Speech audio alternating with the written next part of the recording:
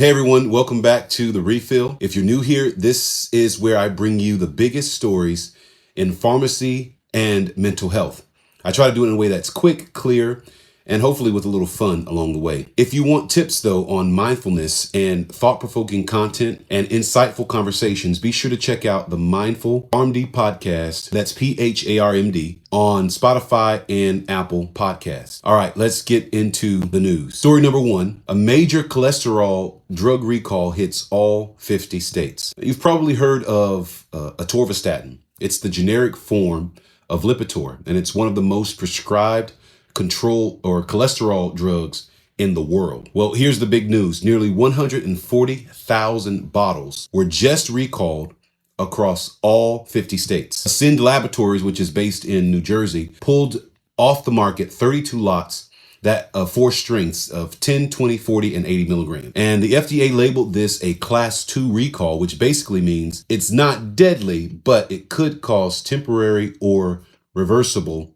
health problems. Now, why some tablets, why would they do this? It's because some tablets fail dissolution tests, meaning that they might not dissolve properly and that they could make them less effective at lowering cholesterol. But for people with heart disease, this is a big deal. And if your medication isn't working like it should, your risk for chest pain, stroke, or high LDL could creep up. Nearly 70,000 pharmacies were affected. So if your atorvastatin bottle expires between June 2026 and February of 2027, double check your lot number and contact your pharmacy. So with that in mind, here's today's poll question. Do you personally know someone affected by this recall? Please drop your answer below. You can answer yes or no, and I'll share the results in the next episode. On to story number two. Tylenol's maker Kenvue to be bought out. That's right. In a massive $48.7 billion deal, Kimberly-Clark is buying Kenvue, the company behind Tylenol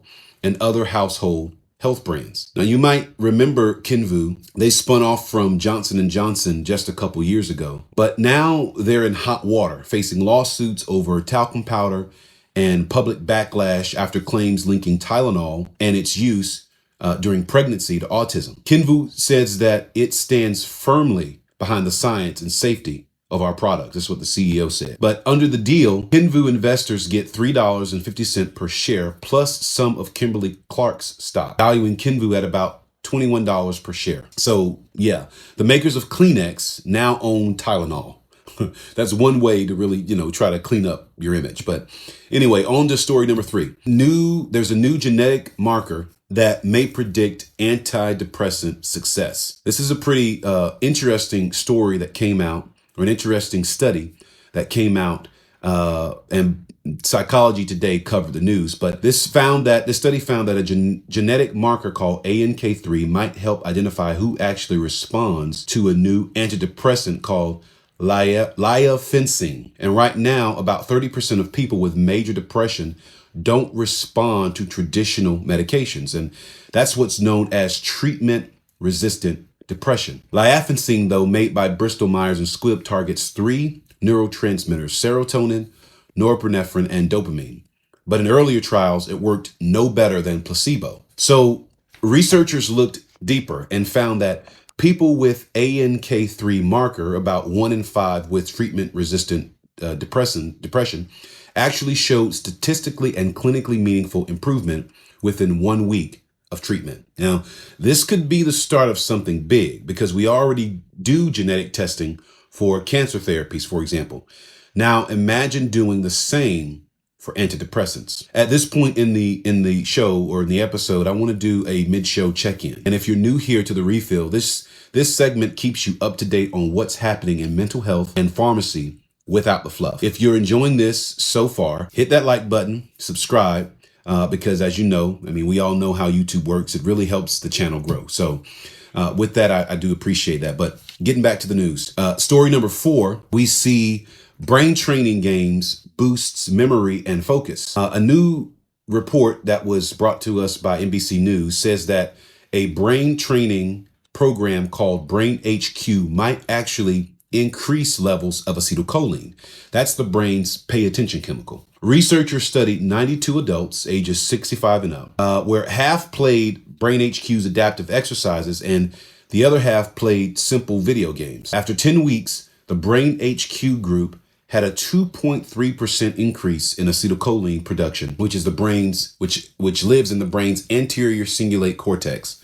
This area is responsible for learning, memory, and attention. So that's the same neurotransmitter that helps your body focus and move. Basically, the stay alert signal for your brain. Unlike regular puzzles or Sudoku, Brain HQ adjusts its difficulty automatically, making it more like a workout for your neurons. You can actually try Brain HQ yourself. It's available online with both free and subscription options. All right, folks, so that's the news for today. That's it for this week's rendition of the refill.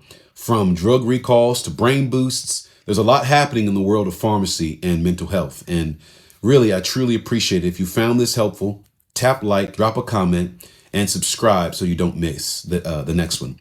And I'm Dr. Mattman Harrell. Thanks for watching, or thanks for tuning in to the refill. Until next time, remember to breathe, carry what matters, let go of the rest, and stay mindful.